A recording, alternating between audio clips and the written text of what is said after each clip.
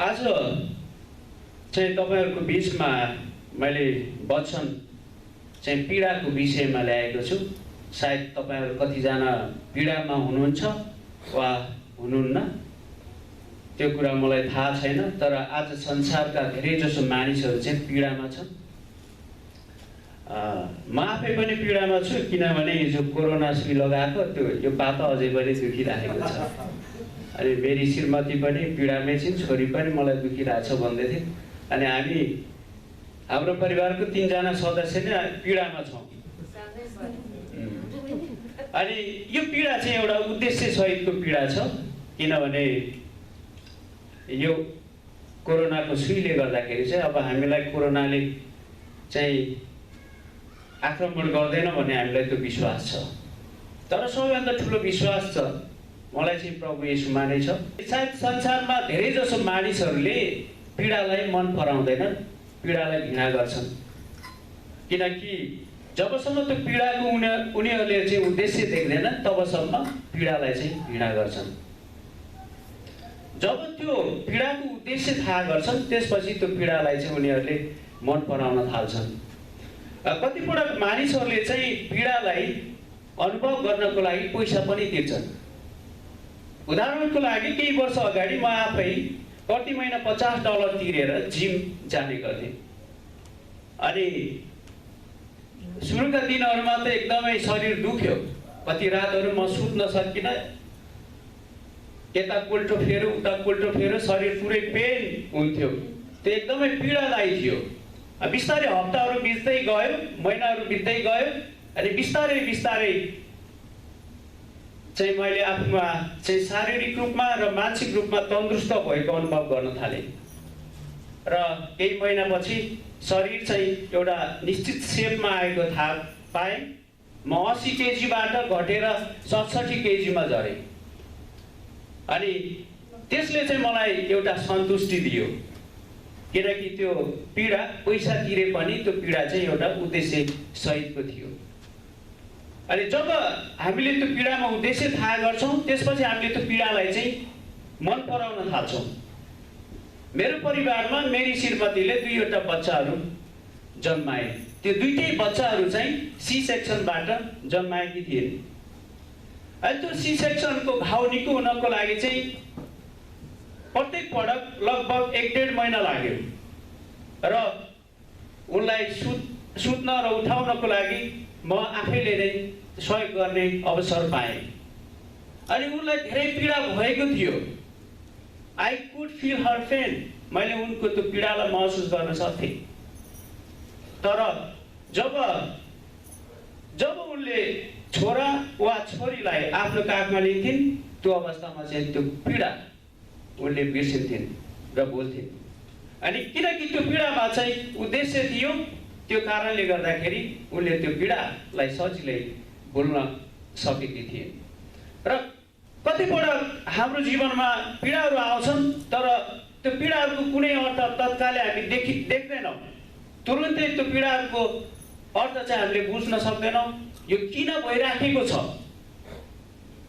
यस्तो किन भइराखेको छ, यसको त मैले कुनै उद्देश्य नै देख्दिनँ, यो के कारणले चाहिँ मेरो जीवनमा यो पीडा आइराखेको छ भन्ने हामीलाई लाग्छ। अहिले संसार जुन अन्यल परिस्थितिबाट गइराखेको छ, एउटा कठिन परिस्थितिबाट गुज्रिरहेको छ। अनि एउटै घरका एउटै परिवारका हजुरबा हजुरआमादेखि लिएर नाति नातिनीसम्मको 3 पुस्ताहरू मरिरहेका छन्। अनि केही वर्ष अघि मात्र हाम्रो नेपालकै परिप्रेक्ष्यमा हेर्ने भने केही वर्ष अघि मात्र भूकम्प गयो। भूकम्पले हजारौंको संख्यामा मानिसहरू मार्यो। अनि त्यसै गरी करोडौंको धन जनको क्षति गरायो। अनि वर्षेनी तराईमा बाढीहरू जान्छ, पहाडमा पहिरोहरू जान्छ, जसले गर्दाखेरि हजारौंको संख्यामा मानिसहरू मर्छन्, करोडौंको धन सम्पत्ति चाहिँ क्षति भइराखेको छ। अनि यी सबै कुराहरू देख्दाखेरि के तपाईलाई लाग्दैन परमेश्वर तपाईँ कहाँ हुनुहुन्छ? परमेश्वर तपाईँ कहाँ हुनुहुन्छ? मानिसहरूलाई यति धेरै पीडा भइरहेको छ, तपाईँ किन ठुलो ठुलो हेरेर बसिरहनु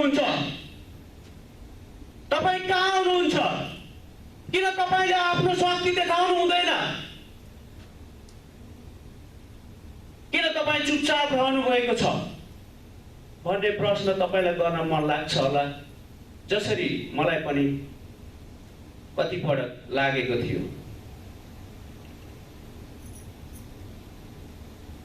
त्यसैले आजको वचनको शीर्षक चाहिँ पीडा वरदान कि अभिशाप, पीडा आशिष कि श्राप, त्यसको विषयमा हेर्नेछौँ। र त्यसको लागि मैले लुका 22 अध्यायको 31 र 32 पद लिएको छु। खण्ड चाहिँ येशूले आफ्ना चेलाहरूसँग अन्तिम भोज गर्दै गरेको अवस्था हो।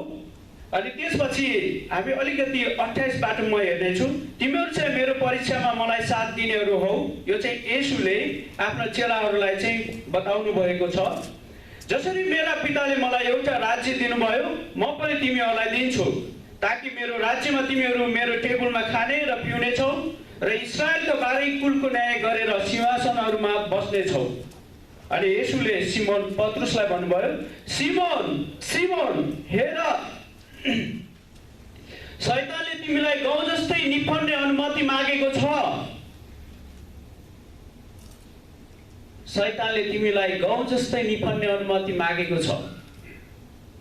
यहाँ चाहिँ सिमोन पत्रुसको विश्वासको चाहिँ जाँच हुँदैछ। दियाबलसले चाहिँ सिमोन पत्रुसलाई आक्रमण गर्न खोजिराखेको छ। उसलाई चाहिँ सिमोन पत्रुसको जीवनमा चाहिँ पीडा राखेर चाहिँ सिमोन पत्रुसको येशूप्रति भएको विश्वासमाथि हलचल ल्याउन खोजिराखेको छ। तर मैले तिम्रो विश्वास नडगमगाओस् भनेर तिम्रो निम्ति प्रार्थना गरेँ र फेरि तिमी मतर्फ फर्केपछि तिम्रा भाइहरूलाई स्थिर गराऊ। अनि कतिपटक परमेश्वरले तपाईँ र मलाई मेरो जीवनमा चाहिँ पीडा राखिदिनुहुन्छ। त्यसले चाहिँ तपाईँ र मलाई चाहिँ निर्माण गर्नको लागि, परमेश्वरको राज्यको निम्ति तयार गर्नको लागि चाहिँ त्यो पीडा राखिदिनु भएको हुन्छ। एउटा उद्देश्य सहित त्यो पीडाको पोकोलाई हाम्रो जीवनमा राखिदिनुहुन्छ। अनि यहाँ हामी पत्रुसका केही कमजोरीहरू हामी हेर्नेछौँ। अनि पत्रुसका कमजोरीहरू मध्ये एउटा कमजोरी चाहिँ हामी मत्ती 16 अध्यायको 21 देखि 23 पदमा हामी पाउनेछौँ। एकजनाले चर्को स्वरले पढेर सुनाइदिनुहोस् त। मत्ती 16 को 21 देखि 23 पद। उहाँ कसरी यरुशलेममा जानुपर्छ र धर्मगुरु र मुख्य पुजारीहरू र शास्त्रीहरूबाट धेरै कष्ट भोग्नुपर्छ, मारिनुपर्छ र तेस्रो दिनमा जीवित भई उठ्नुपर्छ भनी उहाँले त्यो बेलादेखि आफ्नो चेलाहरूलाई बताउन थाल्नुभयो। पत्रुसले उहाँलाई एकतिर लगेर हप्काउन लागे, परमेश्वरले यसो नगरून्, प्रभु तपाईमाथि यस्तो कहिल्यै हुने छैन। तर फर्केर उहाँले पत्रुसलाई भन्नुभयो, ए शैतान, मेरो सामुन्नेबाट हटिजा, तो मेरो निम्ति बाधा होस्, किनभने तो परमेश्वरको कुरामा होइन तर मानिसहरूको कुरामा ध्यान दिन्छस्। चाहिँ येशूले आफ्नो मृत्युको भविष्यवाणी चाहिँ गर्नुभएको थियो। अनि 22 पदमा पत्रुसले उहाँलाई एकातिर लगेर हप्काउन लागे। हेर्नुहोस् पत्रुस कति बाडो छ। परमेश्वरले यसो नगरून्, प्रभु तपाईमाथि यस्तो कहिल्यै हुने छैन, हुँदैन, तपाईँ नमर्नुहोस्, तपाईँ मर्नु उचित छैन, तपाईँ नमर्नुहोस्, प्रभु तपाईमाथि यस्तो कहिल्यै हुने छैन। तर त्यो बेलासम्म पत्रुसले प्रभु येशू ख्रीष्ट चाहिँ किन आउनुभएको थियो र त्यो चाहिँ पिता परमेश्वरको योजना अनुसार नै आउनुभएको थियो र ती सबै कुरा चाहिँ हुनुपर्ने कुरा चाहिँ उहाँले बताउँदै हुनुहुन्थ्यो। तर त्यो कुरा पत्रुसले नबुझिकन यहाँ बोलेको हामी देख्छौँ। तर फर्केर उहाँले पत्रुसलाई भन्नुभयो, ए शैतान मेरो सामुन्नेबाट हटिजा, त मेरो निम्ति बाधा होस्, किनभने त परमेश्वरका कुरामा होइन तर मानिसहरूको कुराहरूमा ध्यान दिन्छस्। अनि यदि हामीले परमेश्वरको कुरामा ध्यान दिएनौँ र मानिसहरूको कुरामा चाहिँ ध्यान दियौँ भने परमेश्वरले चाहिँ तपाईँ र मलाई शैतान भनेर चाहिँ सम्बोधन गर्नुहुँदो रहेछ। यहाँ प्रभु येशू ख्रीष्टले पनि पत्रुसलाई ए शैतान भनेर सम्बोधन गर्नुभएको छ, किनभने त परमेश्वरको कुरामा होइन तर मानिसहरूको कुरामा ध्यान दिन्छस्। अनि साँच्चै नै हामी कतिपटक हाम्रो पीडाहरूलाई चाहिँ मानवीय दृष्टिकोणबाट मात्रै हेर्छौँ र बुझ्छौँ र त्यसको कुनै पनि उद्देश्य देख्दैनौँ। अनि हामीले त्यो पीडाबाट चाहिँ परमेश्वरले तपाईँ र मलाई मेरो जीवनमा चाहिँ उहाँले के सिकाउँदै हुनुहुन्छ र के कुराको लागि चाहिँ तयार गर्दै हुनुहुन्छ त्यो कुरा हामीले तत्कालै तुरुन्तै बुझ्दैनौँ। अनि त्यो कारणले गर्दाखेरि हामी तुरुन्तै चाहिँ त्यसको प्रतिक्रिया जनाइहाल्छौँ, जसरी यहाँ पत्रुसले चाहिँ जनाएका थिए। अनि पत्रुसको दोस्रो कमजोरी हामी लुका 22 अध्यायकी 40, 45 र 46 मा पनि हामी देख्न सक्छौँ। बाहिर निस्केर सदा चाहिँ उहाँ जैतुन डाँडामा जानुभयो येशू र उहाँका चेलाहरू पनि पछि लागे। त्यस ठाउँमा पुगेपछि उहाँले तिनीहरूलाई भन्नुभयो, तिमीहरू प्रार्थना गरिरहौ र परीक्षामा नपर। अनि येशू ख्रीष्ट प्रार्थना गरिसकेर फर्किनुहुन्छ। अनि फर्केर चेलाहरू कहाँ आउँदाखेरि यो अवस्थामा देख्नुहुन्छ। प्रार्थनाबाट उठेर चेलाहरू कहाँ आउनुहुँदा उहाँले तिनीहरूलाई शोकले गर्दा निदाइरहेको भेट्टाउनु भयो। उहाँले तिनीहरूलाई भन्नुभयो, तिमीहरू किन निदाइरहेका छौ, उठ र परीक्षामा नपर्नलाई प्रार्थना गर। र ती चेलाहरूमध्ये सिमोन पत्रुस पनि एक थिए। जुन कुरा चाहिँ नगर, जागर हौ, प्रार्थना गर, प्रार्थनामा बसिरह भनेर भन्नुभएको थियो, तर उनीहरू चाहिँ त्यो मृत्युको, अब येशू ख्रीष्टको मृत्युको जब भविष्यवाणी सुने, त्यो भविष्यवाणी सुनिसकेपछि त्यो शोकले यिनीहरू चाहिँ निदाइरहेको भेट्टाउनु भयो। यो चाहिँ दोस्रो कमजोरी थियो। अनि त्यसै गरी यूहन्ना 18 अध्यायको 10 र 11 पदमा तपाईँले हेर्नुभयो भने सिमोन पत्रुसले चाहिँ मुख्य पुजारीको दाहिने काँध चट्टै काटिदिएको छ। अनि येशूले चाहिँ सिमोन पत्रुसलाई भन्नुहुन्छ, तिम्रो दरबार म्यानमा हाल, तिम्रो दरबार म्यानमा हाल। अनि यो जुन अवस्थाबाट म जाँदैछु त्यो अवस्था चाहिँ परमेश्वरको इच्छा अनुसार हो, तिमीहरू कसैले पनि त्यो रोक्न सकिँदैन। अनि त्यो चाहिँ पत्रुसको तेस्रो कमजोरी। अनि यहाँ चौथो कमजोरी हामी यहाँ देख्न सक्छौँ। 33 पदमा चाहिँ पत्रुसले, सिमोन पत्रुसले चाहिँ येशूलाई के भन्छन् भने, अनि पत्रुसले उहाँलाई भने, हे प्रभु, म तपाईँसँग झ्यालखानामा र मृत्युसम्मै जान तयार छु। म तपाईँलाई कुनै पनि परिस्थितिमा म तपाईँलाई छोड्दिनँ। तपाईँ चाहे झ्यालखानामा जानुहोस्, चाहे मृत्युसम्मै पुगे पनि म तपाईँलाई छोड्दिनँ। अनि त्यो भनेको केही बेरपछि येशू पक्राउ पर्नुहुन्छ। अनि पक्राउ परिसकेपछि अनि येशूले चाहिँ पत्रुसलाई भन्नुभएको थियो, तिमीले आज भाले बाँच्नु अघि तिमीले 3 पटक मलाई इन्कार गर्नेछौ।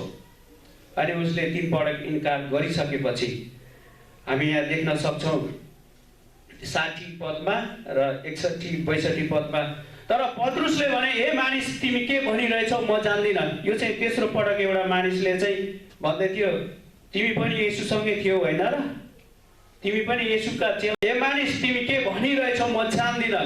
तिनी बोल्दा बोल्दै भाले बाँच्यो। अनि प्रभुले फर्केर पत्रुसलाई हेर्नुभयो। ठ्याक्क प्रभु येशू ख्रीष्ट पत्रुसको आँखा जुध्यो।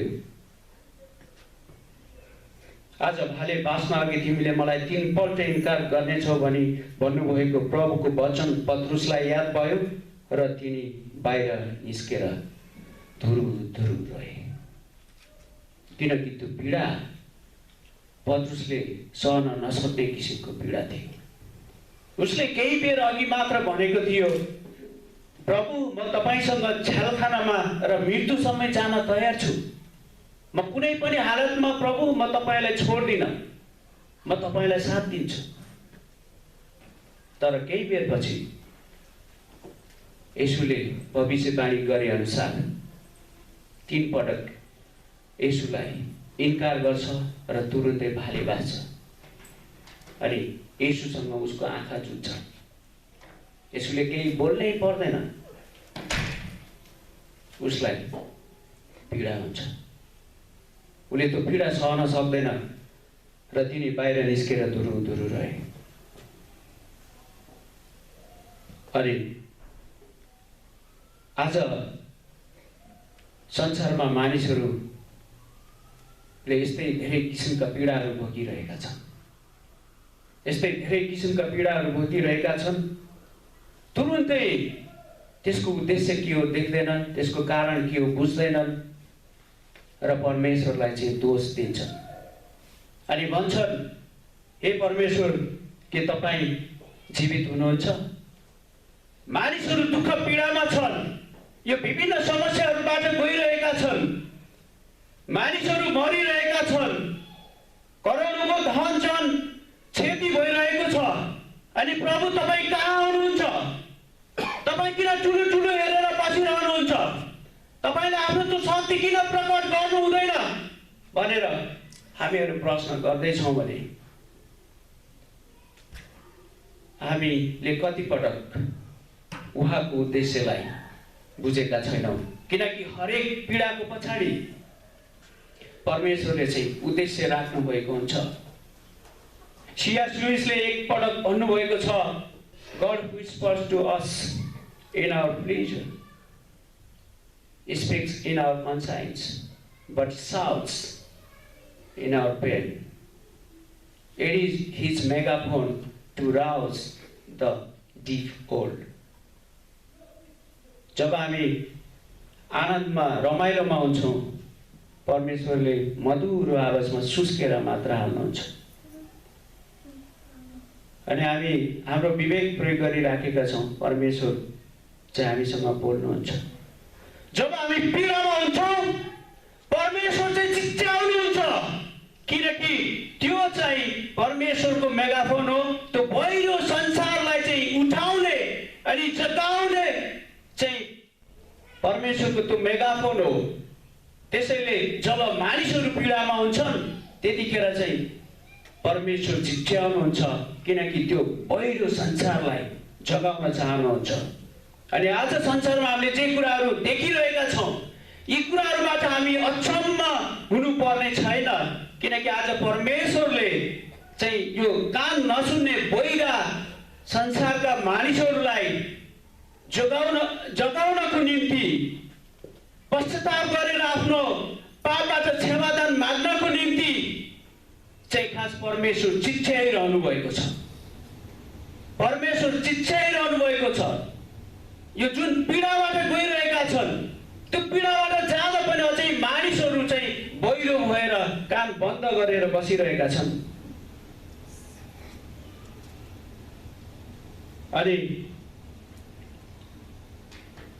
यो विश्वासीहरूको जीवनमा चाहिँ यो किसिमको पीडा चाहिँ किन आउँछ?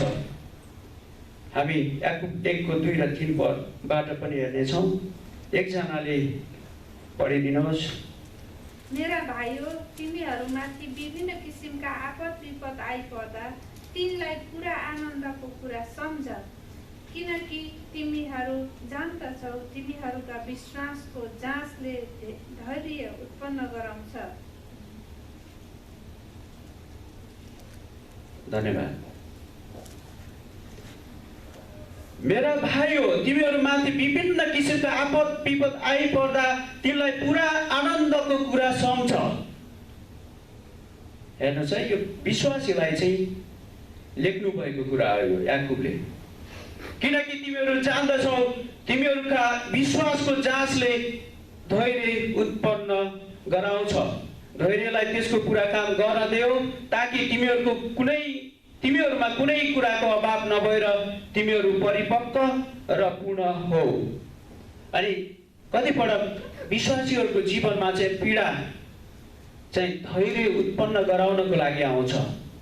जब त्यो धैर्यलाई चाहिँ हामीले पुरा काम गर्न दिन्छौँ, त्यो पुरा काम गर्न दिएको धैर्यताले चाहिँ हामीलाई परिपक्व र पूर्ण बनाउँछ।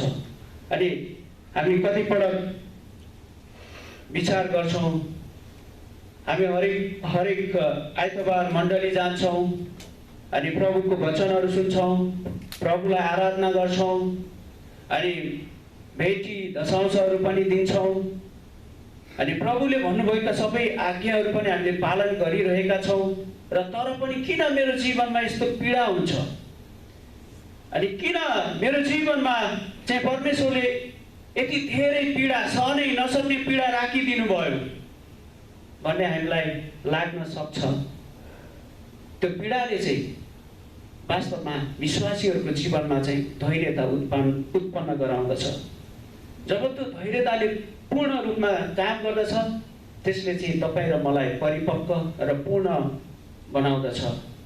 र त्यसैले हामीहरूको जीवनमा पीडा चाहिँ एउटा उद्देश्यसहित आइरहेको हुन्छ। र जबसम्म हामीले त्यो उद्देश्यलाई बुझ्न सक्दैनौँ, तबसम्म हामीले त्यो पीडाको दृष्टिकोणले मात्र हामीले हेर्दछौँ।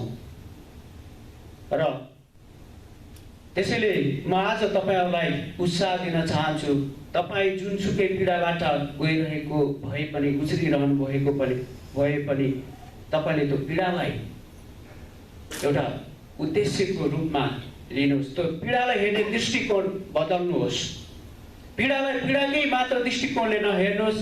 त्यसले तपाईँको जीवनमा चाहिँ परमेश्वरले काम गर्दै हुनुहुन्छ भन्ने कुरालाई नभुल्नुहोस्।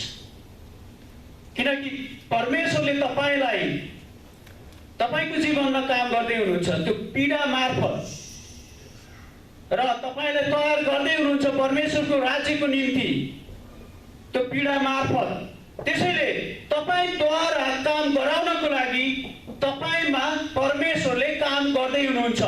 त्यसैले त्यो पीडा नभएर त्यो चाहिँ तपाईँको जीवनमा राखिएको एउटा उद्देश्य हो, र परमेश्वरले त्यो उद्देश्य पुरा गर्नको लागि तपाईँ र मेरो जीवनमा कतिपटक दियाबलसलाई काम गर्न दिनुहुन्छ। जसरी यहाँ सिमोन पत्रुसलाई तिमीलाई गाउँ जस्तै निफर्ने अनुमति मागेको छ भन्दै गर्दाखेरि त्यो अनुमति येशूले दिनुभयो।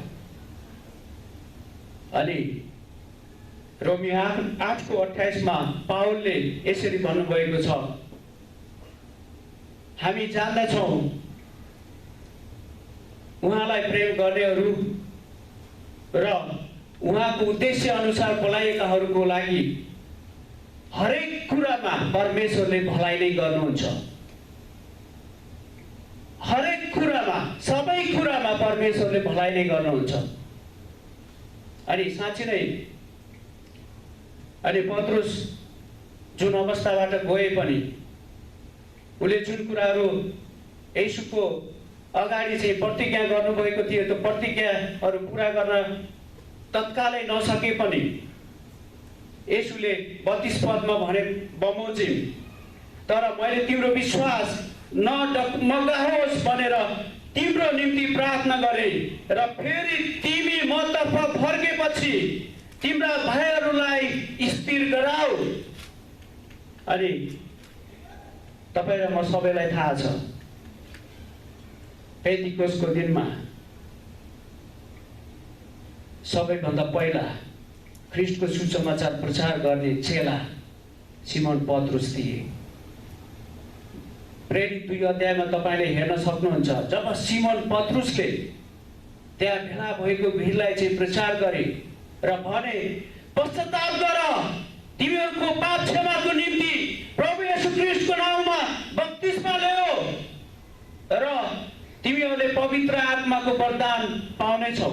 त्यसपछि एकै दिनमा 3000 मानिसहरूले येशू ख्रिस्टमा विश्वास गरे र येशू ख्रिस्टलाई जीवन दिए। अनि पत्रुसको त्यो पीडा, जुन पीडाले उनी धुरु धुरु रोएका थिए, त्यो पीडा चाहिँ एउटा उद्देश्यमा परिणत भएको हामी यहाँ देख्न सक्छौँ। र उनको अन्तिम अवस्थामा पनि उनले म येशू ख्रीष्ट जस्तो लायकको छैन क्रुसमा चढ्नलाई, उँभो मुन्टो गरेर क्रुसमा चढ्नको लागि म लायकको छैन, त्यसैले मलाई चाहिँ उँधो मुन्टो गरेर क्रुसमा टाङ्नुहोस् भनेर उनी ख्रीष्टकै सुसमाचारको निम्ति शहीद भएका थिए। किनकि उनले बुझे कि यो संसारमा भएको यो 50-60 वर्ष धेरै बाँचियो भने 100 वर्षको जीवन त एउटा केवल क्षणिक मात्र रहेछ र एउटा अनन्तको जीवन त प्रभु येशू ख्रीष्टमा मात्र रहेछ भन्ने कुरा उनले आफ्नै आँखाले देखे। अनि त्यही कुरा उनले आफ्नो जीवनभरि प्रचार गरे र त्यही अनुरूप उनी शहीद हुन पनि उनी पछि परेनन्। अनि आज तपाईँ र म साँच्चै नै के कुराको पछि लागिरहेका छौँ र हामीलाई पीडा हुँदै गर्दाखेरि तपाईँ र मैले के सोचिरहेका छौँ? प्रभु यो पीडाबाट मलाई छुटकारा दिनुहोस्, जसले गर्दाखेरि मैले तपाईँमाथि जुन भरोसा राखेको थिएँ त्यो भरोसा छुटेको छ भन्ने तपाईँलाई लागिरहेको छ भने परमेश्वरले तपाईँको जीवनमा काम गर्दै हुनुहुन्छ र कुनै उद्देश्यको लागि तयार गर्दै हुनुहुन्छ।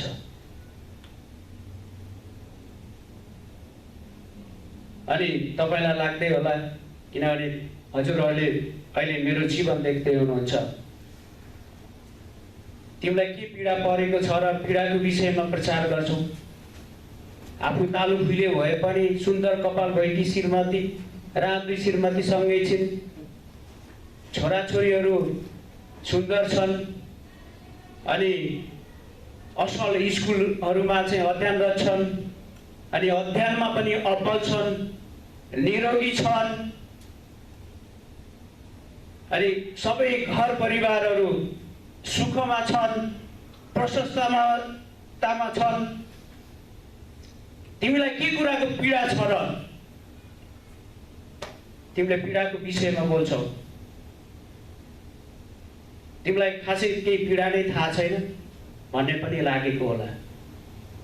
तर मैले मेरो जीवनमा यो 40-41 वर्षको अन्तरालमा प्राय सबै किसिमका पीडाहरू मैले भोगेको छु।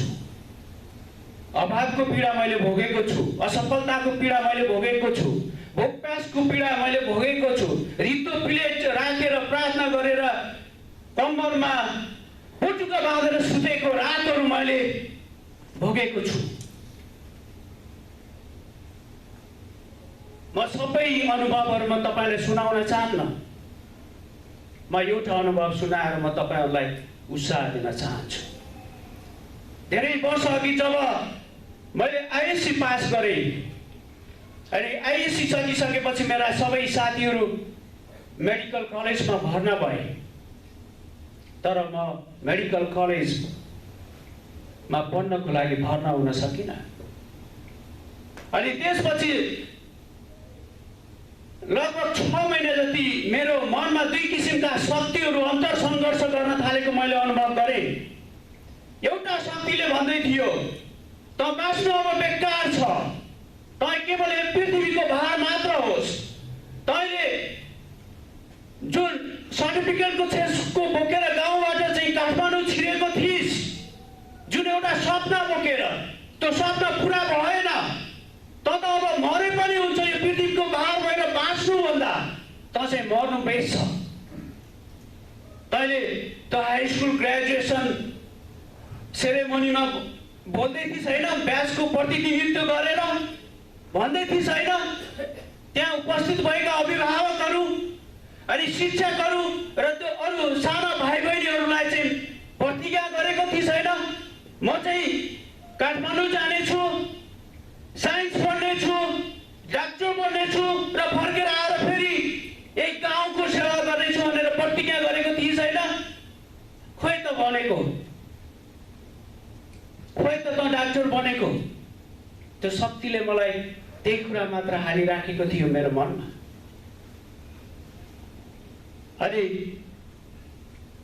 त्यो अरू अभिभावकहरू र शिक्षकहरूको अनि भाइ बहिनीहरूको कुरा छोड्दै तेरो आफ्नै बुवा आमाको त्यो रगत र पसिनाको मूल्य पनि तैँले चुकाउन सकिनस्।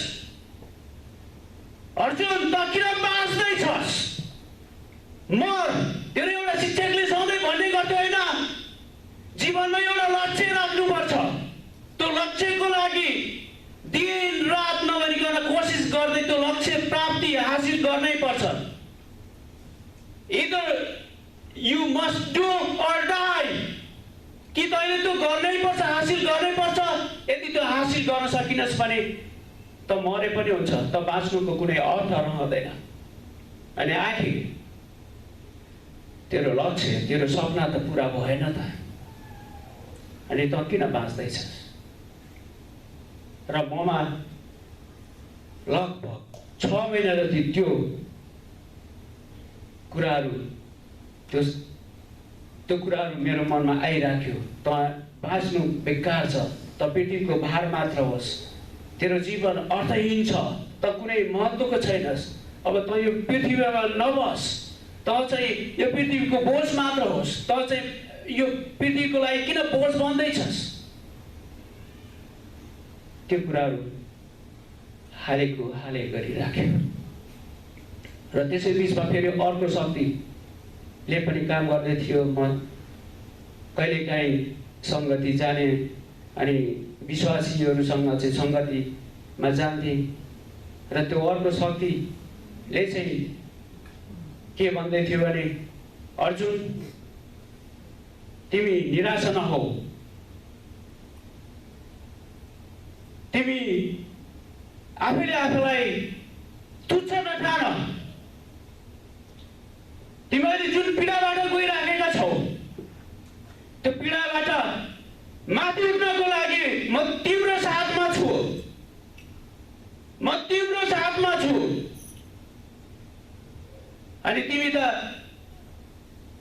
धेरै जसो विज्ञानको कुराहरू विश्वास गर्छौ होइन? अनि फर्स्ट ल अफ थर्मोडायनामिक्सले भन्छ, an energy neither can be created nor be destroyed, but it can be transformed from one form to another form। हो, म विश्वास गर्छु। त्यसो भए त अहिले यो इकोसिस्टम मरेपछि यो इकोसिस्टम आत्महत्या गरिस् भने पनि यो इकोसिस्टमबाट अर्को इकोसिस्टममा प्रवेश गर्छस् नि? म गर्छु। तर विज्ञानमै अर्को खण्डमा पढ्छस् होइन? आखिर यहाँ ब्रह्माण्डमा भएका सबै इकोसिस्टमहरू त एक दिन कोल्याप्स हुन्छ, ब्ल्याक होलमा जान्छ। अनि त्यतिखेर के गर्छस्? अनि तँभित्र भएको अविनाशी आत्मा, परमेश्वरको आत्मा जो मबाट तँमा आएको छ, त्यो त फेरि फर्केर ममा नै आउनु पर्दैन? त्यसको लागि तैँले आत्महत्या गरिस् भने त्यो अविनाशी आत्माको हालत के हुन्छ? त्यसैले त निराश नहो, तेरो साथमा म छु। त अहिले जुन पीडाबाट गइराखेको छस्, त्यसको उद्देश्य मैले देखेको छु। अनि त्यो शक्तिले 6 महिनापछि त्यो शक्ति चाहिँ वास्तवमा प्रभु येशू ख्रीष्टको आत्मा, पवित्र आत्मा, परमेश्वर हुनुहुँदो रहेछ। र त्यो चाहिँ विजयको आत्मा रहेछ। त्यो थियो त्यो नष्ट गर्न खोज्ने शक्तिको विरुद्धमा येशूको शक्तिले जित्यो, विजय गर्यो। अनि त्यो घडीमा मैले बुझ्न सकिने यो किन के भइरहेको छ। अनि बिस्तारै वर्षहरू बित्दै गए। अनि जीविकोपार्जनको लागि विभिन्न स्कुल कलेजहरूमा अध्यापन गर्न थाले।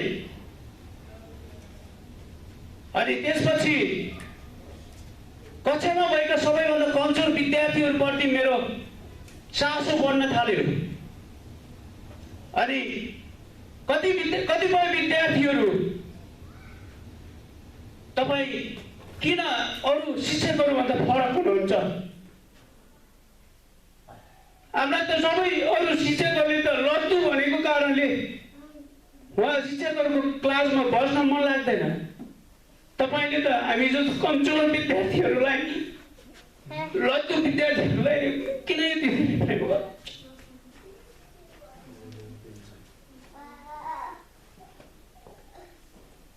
अनि कतिपय विद्यार्थीहरू त्यस्तै समस्याले गर्दाखेरि सर म यो पृथ्वीमा बाँच्नुभन्दा मर्नु ठिक छ, म आत्महत्या गर्न चाहन्छु भनेर आउँथे मसँग।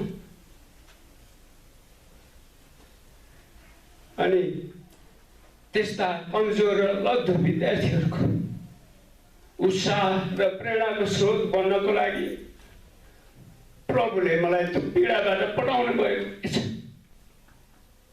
म पढाइमा अब्बल विद्यार्थी भए पनि किन त्यो पीडाबाट लग्नुभयो भन्ने कुरा जब मैले हजारौं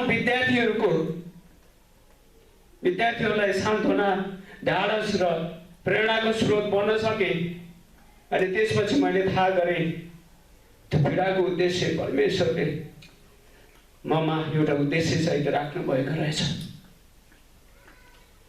र केही वर्ष अगाडि एउटा भाइ यही अमेरिकामा नासामा काम गर्नुहुँदो रहेछ, अनि फेसबुकबाट कनेक्सन भयो र त्यो भाइले भन्दै थियो, सर त्यो तपाईँको प्रेरणाको कारणले, तपाईँले दिएको उत्साहको कारणले गर्दाखेरि म अहिले नासामा काम गर्दैछु। अनि अर्को एउटा भाइ, सर मलाई त यो म्याथ कहिले पनि आउँदैन, म जिन्दगीमा अब केही पनि गरेर खान सक्दिनँ सर। मेरो लागि त अब ऊ तराईबाट आएको थियो काठमाडौँमा पढ्नको लागि, बसेर पढ्नको लागि। अब मेरो लागि चाहिँ घर फर्क्यौँ पनि कुन अनुहार देखाउने ऊ आमालाई, अघि बढ्नको लागि पनि कुनै पनि उपाय छैन। अनि मैले उनलाई भनेको थिएँ, तिमी ढाडस गर, तिमीलाई म्याथ नआए के भयो त? परमेश्वरले तिमीलाई जन्मिँदै कुनै न कुनै एउटा क्षमता दिएर जन्माउनु भएको छ। त्यो क्षमतालाई पहिल्याउने कोसिस गर र त्यो अनुसार आफूलाई अघि बढाऊ। अनि केही वर्ष अगाडि अनि त्यो भाइले मसँग भन्यो, sir you are the best teacher ever in my life. अनि मैले तिमीलाई पहिले नै भन्ने गरेको छु, I am not the best, the one who is in me is the best, he is Jesus Christ. म बेस्ट होइन, तर जो परमेश्वर म भित्र बास गर्नुहुन्छ येशू ख्रीष्ट, उहाँ चाहिँ बेस्ट हो। किनकि उहाँले नै मलाई तिमीहरू जस्तै मानिसहरूलाई उत्साह र प्रेरणाको स्रोत बन्नलाई यो धरतीमा राख्नु भएको छ। अनि त्यो भाइले भन्दै थियो, सर म पनि आफ्नै रेस्टुरेन्ट चलाउँछु, म त अहिले रेस्टुरेन्टको मालिक भएको छु। अनि त्यति मात्र होइन, तपाईँको परमेश्वर आज मेरो परमेश्वर पनि हुनुभएको छ। अनि कतिपटक तपाईँ मेरो जीवनमा पीडाहरू आउँछन्, तुरुन्तै हामीले त्यो पीडाको उद्देश्य देख्दैनौँ, तर कालान्तरमा त्यो एउटा त्यो पीडाको पोको चाहिँ त्यो पोकोसँगै उद्देश्य पनि जोडिएको हुन्छ। त्यो उद्देश्य नदेख्दासम्म त्यो पीडा हामीलाई पीडा लाग्छ।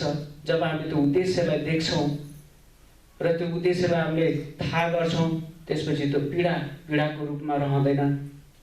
त्यसैले यदि तपाईँहरूमध्ये कोही अहिले पीडामा हुनुहुन्छ, आफ्नो प्रियजनहरू गुमाउनु भएको छ, बिरामी हुनुहुन्छ, अथवा आर्थिक लसमा हुनुहुन्छ भने तपाईँहरू निराश नहुनुहोस्। येशूले तपाईँ र मलाई त्यो पीडाबाट सिकाउँदै हुनुहुन्छ। कुनै उद्देश्य राख्नु भएको छ। तपाईँ र मेरो पीडाबाट येशूले काम गर्दै हुनुहुन्छ र तपाईँ र मलाई उहाँको उद्देश्यको लागि तयार गर्दै हुनुहुन्छ। आउनुहोस् हामी प्रार्थना गरौँ। परमेश्वर बुबा, प्रभु हामी तपाईँलाई धन्यवाद दिँदछौँ। अनि साँच्चै नै तपाईँको वचनमा लेखिए अनुसार हामी जान्दछौँ कि तपाईलाई प्रेम गर्नेहरू र तपाईको उद्देश्य अनुसार बोलाएकाहरूको लागि हरेक कुरामा सबै कुरामा प्रभु तपाईले भलाइ नै गर्नुहुन्छ। अनि साँच्चै नै त्यो तपाईको उद्देश्य सहितको पीडालाई हामीले बुझ्न सकौं र हर समय हामी तपाईमा धन्यवादी भएर सकौं। हामीलाई त्यो हृदय राखिदिनुहोस्। पवित्र आत्मा परमेश्वर तपाईले हामीलाई त्यो शक्ति दिनुहोस्, त्यो तपाईको उद्देश्य सहितको त्यो पीडालाई हामीले बुझ्न सकौं र त्यही कुरा हामी अरू मानिसहरूलाई पनि बताउन सकौं। यो बिन्ती प्रार्थना येशू प्रभुको नाममा, आमेन।